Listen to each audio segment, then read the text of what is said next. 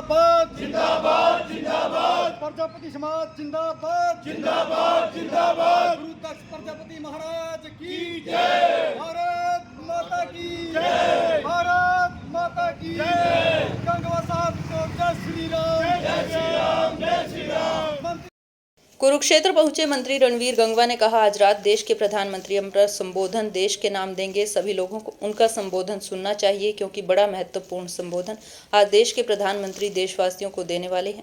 Cease fire पर बोलते हुए मंत्री रणवीर गंगवा ने कहा, पाकिस्तान ने तो सीज फायर का उल्लंघन भी किया मगर हमारी सेना ने उसका मुंह तोड़ जवाब दिया और जिस तरह से ऑपरेशन सिंदूर हुआ उससे पाकिस्तान के मंसूबों को ध्वस्त किया भारतीय सेना ने। जब उनसे पूछा, पूर्व मुख्यमंत्री भूपेंद्र हुड्डा कह रहे हैं पंजाब पानी के मुद्दे पर हरियाणा और पंजाब दोनों राज्यों के मुख्यमंत्री अपनी रिश्तेदारी निभा रहे, तो उन्होंने कहा हमारे हक का पानी हमें मिलेगा। हमारे हरियाणा के मुख्यमंत्री ने इस मिशन पर लगे हुए हैं और हमारे हक का पानी हमें मिलेगा। हरियाणा पंजाब हाई कोर्ट ने भी हमारे हक में फैसला दिया है। हमारे प्रधान जी पवन जी और यहाँ की कार्यकारिणी के सदस्यों ने मुझे कहा कि आप एक बार आएँ ज़रूर धर्मशाला के अंदर चाय पीने के लिए। तो आज तो केवल मैं सामाजिक तौर पे सबसे हमारे जो समाज के लोग हैं उनसे मिलने के लिए, उनसे अनौपचारिक बात बैठ कर के करने के लिए आज यहाँ आया हूँ। आज क्योंकि गर्मसीज की मीटिंग थी करनाल की और चंडीगढ़ जाना था, तो माननीय प्रधान जी के आग्रह पर, यहाँ की समिति के आग्रह पर मैं आज यहाँ आकर के समाज के लोगों से बैठ के बातचीत करने के लिए, मिलने के लिए जो है मैं आया हूँ। आज देश के प्रधानमंत्री देश के नाम संबोधन देंगे को बिल्कुल, आज हमारे लिए बड़ी खुशी की बात है कि प्रधानमंत्री जी का संबोधन आज हमें सुनने को मिलेगा। और जिस तरीके से इन दिनों में जो घटनाक्रम हुए हैं, खासकर जो 22 अप्रैल को पहलगांव के अंदर जो घटना हुई, जो हमारे जो सैलानियों को निहत्थे और इनोसेंट जो सैलानी थे उनके ऊपर जो कातिलाना हमला और जिसमें बहुत से हमारे सैलानी मारे गए और जिससे देश के अंदर बहुत ही रोष और दुखी वातावरण था। अब मैं धन्यवाद और बधाई देना चाहूँगा हमारे देश के यशस्वी प्रधानमंत्री जी को, जिन्होंने अगले ही दिन एक विश्व के नाम संदेश देने का काम किया कि जिन लोगों ने ये कार्य किया है, जो इस घटना को अंजाम देने का काम किया है, उनको और उनके आकाओं को ऐसी सज़ा देंगे कि उन्होंने परिकल्पना भी नहीं करी होगी, इस तरीके की सज़ा देने का काम करेंगे। और जैसे पूरे विश्व ने देखने का काम किया कि 7 मई को घर में घुस करके, जिस तरीके से माननीय प्रधानमंत्री जी ने कहा था कि चुन चुन करके घर में घुस के मारने का काम करेंगे, 9 जगह आतंकवादियों को ठिकानों के ऊपर पाकिस्तान के अंदर जा कर के 100 किलोमीटर तक अंदर जा कर के और उन आतंकियों की कमर तोड़ने का काम किया।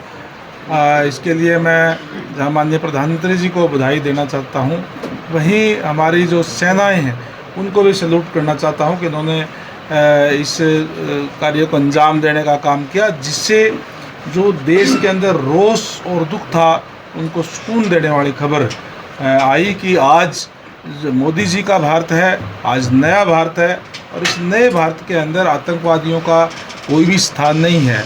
और इस घटना के बाद में जिस तरीके का रिएक्शन पाकिस्तान की तरफ से आया, उसका भी, क्योंकि पाकिस्तान ने हमेशा आतंकवादियों को पनाह देने का काम किया है, उनके साथ खड़े रहने का काम किया है, उनको भी मुंह तोड़ जवाब हमारे सैनिकों ने देने का काम किया।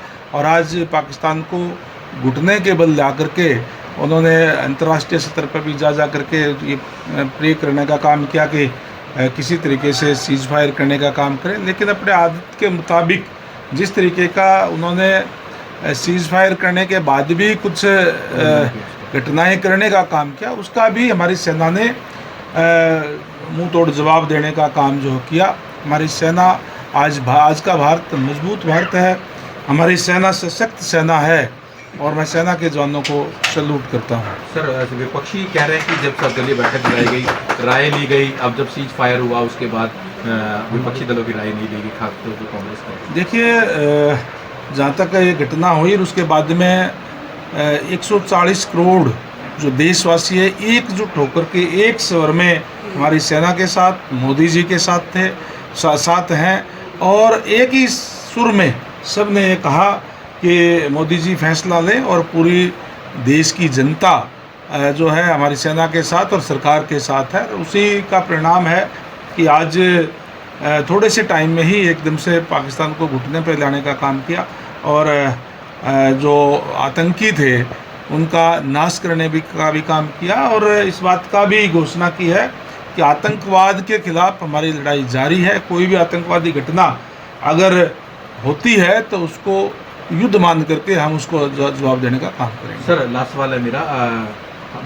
पूर्व मुख्यमंत्री भूपेंद्र हुड्डा कह रहे हैं जो पंजाब पानी नहीं दे रहा है, पूर्व मुख्यमंत्री भूपेंद्र हुड्डा का आज का बयान है, वो कह रहे हैं दोनों राज्यों के मुख्यमंत्री रिश्तेदारी निभा रहे हैं, वर्तमान भी और देखिए कांग्रेस के लोग क्या कह रहे हैं ये इस पर तो मैं टिप्पणी नहीं करना चाहूँगा, ये तो वो लोग बताएं। लेकिन जहाँ तक पानी की बात है, आम आदमी पार्टी की जो सरकार है पंजाब की, वो इस पे ओछी राजनीति करने का काम कर रही है। वो कहते हैं कि हम पानी की एक बूंद नहीं देंगे, हम पंजाब की बूंद मांग ही नहीं रहे, हम तो हमारे हक की बात कर रहे हैं। इन दिनों के अंदर पानी की उपलब्धता के आधार पे जो है बंटवारा होता है कि राजस्थान को कितना मिलेगा, पंजाब को कितने मिलेगा, हरियाणा को कितना मिलेगा। और पिछले सालों का रिकॉर्ड है कि अप्रैल मई जून के अंदर 8,500, 9,000, 9,500 क्यूसिक पानी हमें जो है वो मिलता रहा है। और आज जो पानी की उपलब्धता थी उसी का पैमाइश करके और बीबीएमबी ने ये फैसला किया कि 8,500 क्यूसिक पानी जो है वो हरियाणा को अब बढ़ता है वो दिया जाना चाहिए। उसमें अड़ंगा डालने का काम, अड़चन डालने का काम जो पंजाब सरकार ने किया हमें वो निंदनीय है। संवैधानिक पद पर बैठ करके असंवैधानिक कार्य करना, क्योंकि हमारा संघीय ढांचा है, देश के नियम कायदे हैं जिसके तहत हमारा देश जो चल रहा है उसका उल्लंघना जो है वो नहीं होने चाहिए। माननीय मुख्यमंत्री के इसको खुद स्वयं देख रहे हैं और जल्दी हरियाणा का पानी हरियाणा को मिलेगा और हम लेंगे। हाई कोर्ट का फैसला भी हमारे पक्ष में आ चुका है। समाज की कुछ मांगे